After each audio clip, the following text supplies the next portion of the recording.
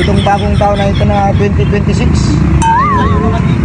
Yung pamanihin, kasi nga ngayong 2026, Year of the Dinosaur na daw. Takot na sir.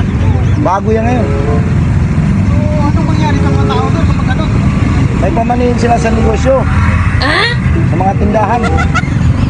Ang paglalagyan mo ng pera, alam mo yung kwan? Ano sir? Alam mo yung ano to, yung arinola na plastic. Ayaw yung maglagay ng coins. O coins. Pera. Tapos sir. Yan. Lalago yung negosyo mo. Marami ba yan ha? Oo. Totoo yan. Legit daw. Yung pamanihin ng mga negosyante. Eh ikaw sir. Kayo bilhin ito ha. Kayo bilhin ito arinola ha. Ito maganda ha, negosyo. Ikaw sir, anong pamanihin mo? Pamanihin ko hindi na arinola. Ano yun sir? Aniduro na. Para malaki talagang income.